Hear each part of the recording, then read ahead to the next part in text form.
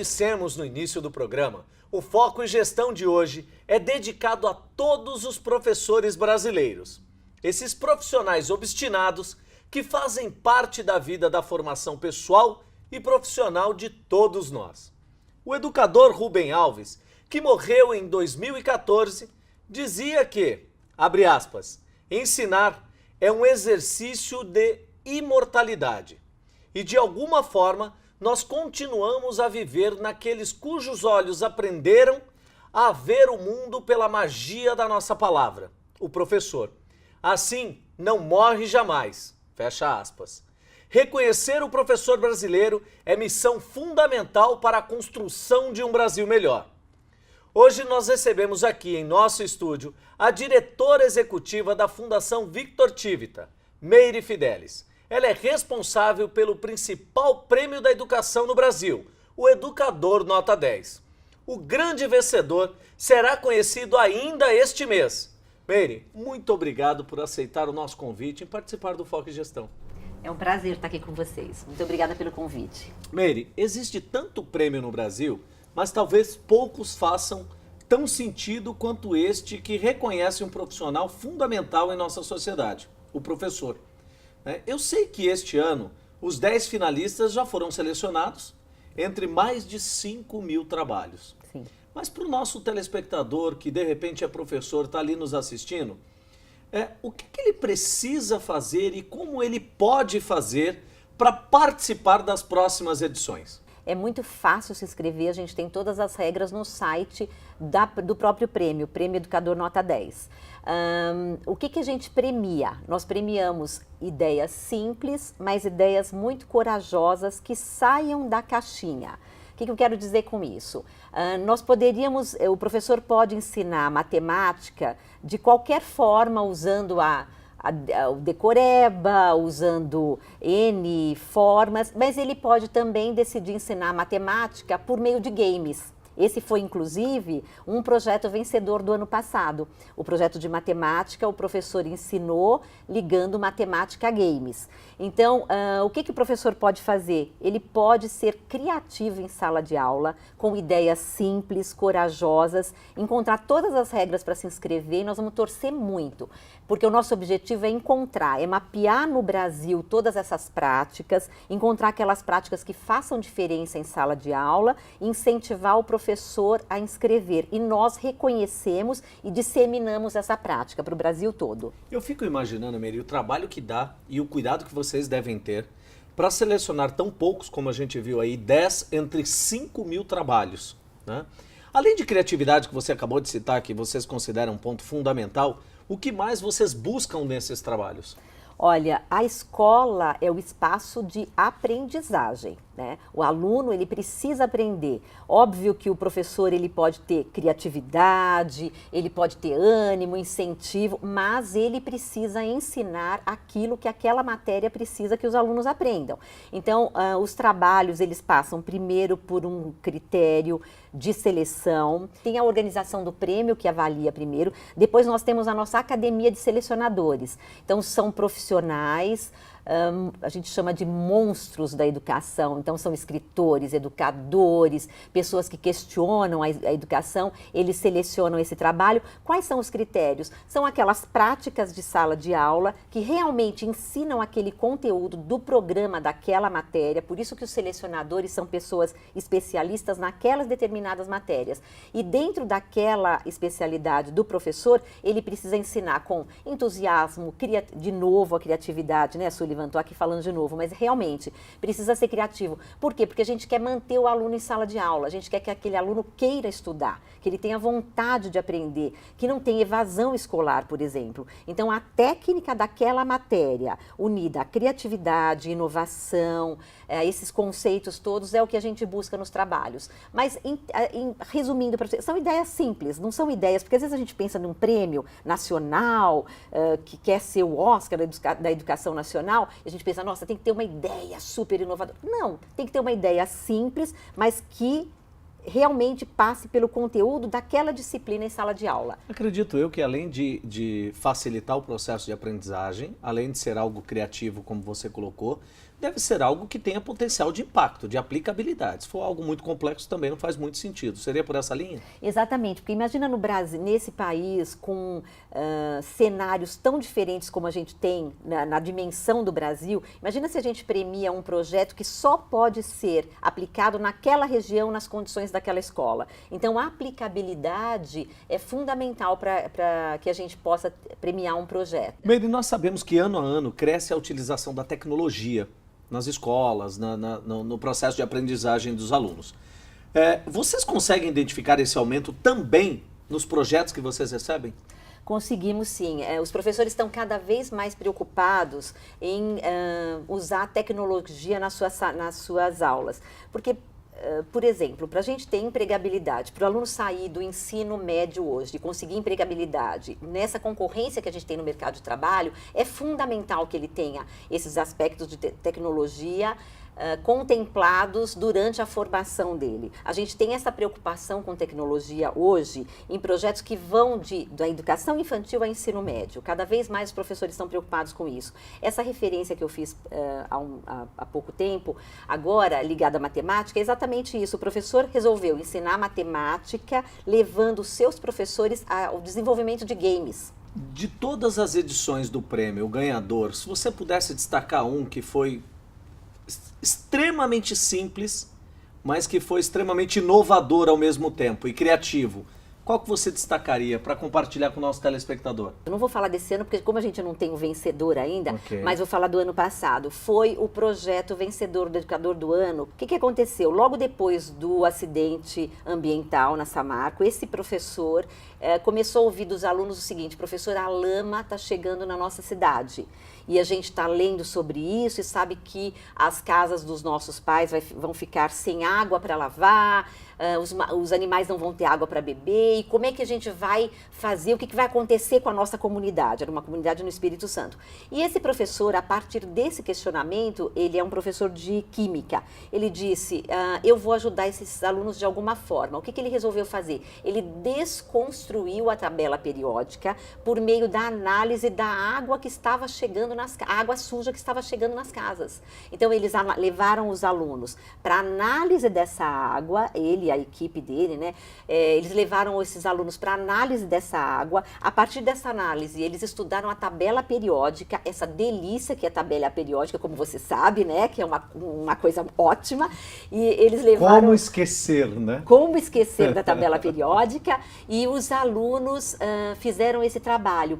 Com isso, eles construíram também um filtro que ajudou a limpar. Claro que não virou uma água potável, porque não era possível, mas limpou parte dessa água que foi usada na limpeza da casa, nas plantas e tudo mais. E é muito interessante isso, porque estou brincando aqui com a tabela periódica, né? Mas às vezes a gente fala assim, tabela periódica, química, física, que dureza. Mas o que esse professor faz? Através desse incentivo, por meio dessa conexão da matéria com a realidade, ele desperta no aluno o desejo por estudar. Porque o aluno pensa, nossa, então quer dizer que a química não é aquela coisa de eu ficar decorando tabela periódica e os elementos?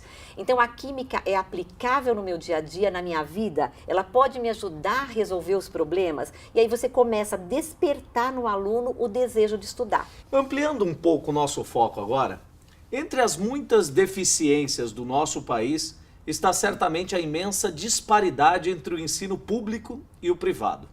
Eu sei que é uma discussão complexa, mas basicamente eu pergunto, o que está faltando para diminuir essa diferença? O que vocês na Fundação percebem que poderia ser um divisor de águas para chegar cada vez mais próximo? Olha, não tem uma resposta só para essa sua pergunta, são vários pontos. Mas, por exemplo, eu vou cair aqui de novo na questão do salário do professor. A gente tem um piso nacional no país que é de R$ 2.298,80. Apenas 45% dos municípios brasileiros pagam esse piso para os professores. Então, essa é uma questão. Não é só essa, mas essa é uma questão.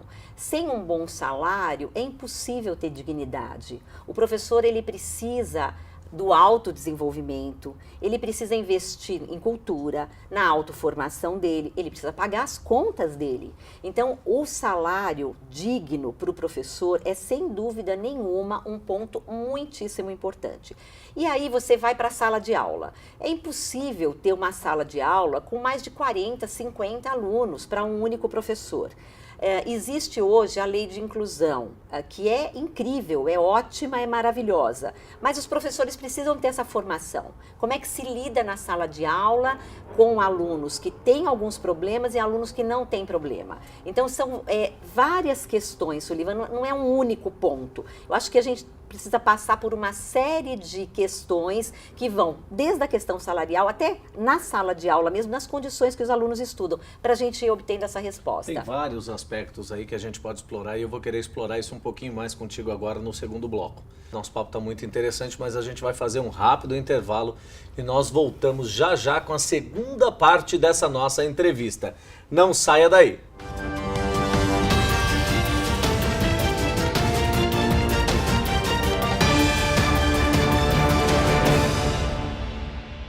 Esse é o terceiro bloco do Foco e Gestão e hoje eu recebo aqui Meire Fidelis, diretora executiva da Fundação Victor Tivita.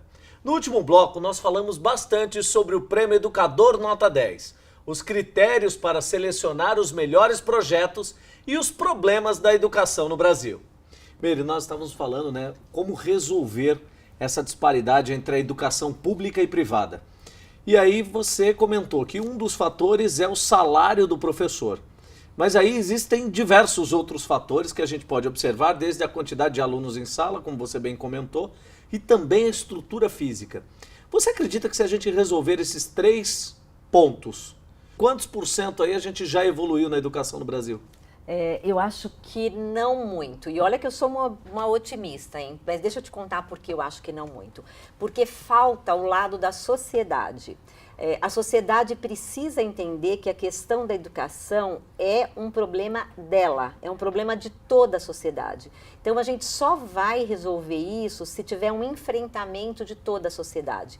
Não dá para a gente pensar o professor é importante num discurso corporativo e quando você vira as costas, você não considera o professor. Você já viu quantos hoje em dia, quantos programas discutem a questão da educação sem ouvir o próprio professor? Então, é fundamental ouvir o professor. Essas soluções que você citou são importantes, sem dúvida nenhuma, mas a sociedade como um todo precisa enfrentar a questão da educação. Ela precisa olhar para essa questão da educação e pensar qual é o país que nós queremos ver no futuro. E aí, essa resposta, quando a sociedade for formulando essa resposta, a gente vai estar no caminho para melhorar a educação. A gente vê que essa questão da educação ela está absolutamente ligada a uma questão social. Né? Você acredita que reduzindo a miséria é uma das formas também de contribuir com a educação no nosso país? Sem dúvida alguma. A hora que você está reduzindo a miséria e focando mais na qualidade de vida do brasileiro, você está, sem dúvida nenhuma, incentivando a educação.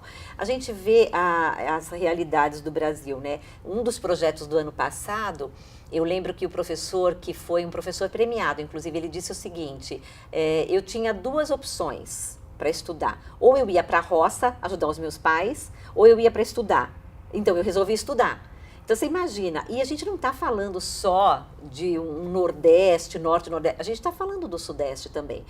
Esse ano, nós temos trabalhos focados na periferia de São Paulo. Quando você vê a condição de vida dessas crianças, e olha que eu estou falando do estado mais rico do país, do estado mais desenvolvido, quando você vê a condição de vida dessas crianças, você fica pensando, gente, qual é a resposta? Passa por uma evolução da economia, passa por educação, onde é que essas coisas se ligam? Então, de novo, aquilo que nós já falamos, a sociedade tem que decidir se ela quer enfrentar, que país ela quer no futuro. Se ela quer um país onde a sua população possa competir internacionalmente, ela tem que focar na educação hoje. A educação que transforma é aquela educação que prepara o jovem para poder competir, que prepara o jovem da escola pública para poder competir com o jovem da escola privada, que prepara o jovem da escola pública para poder competir internacionalmente. Senão, que país país que nós vamos ter no futuro? Hoje, na Fundação, o trabalho de vocês voltado para a educação, Meire, além de premiar o educador nota 10, o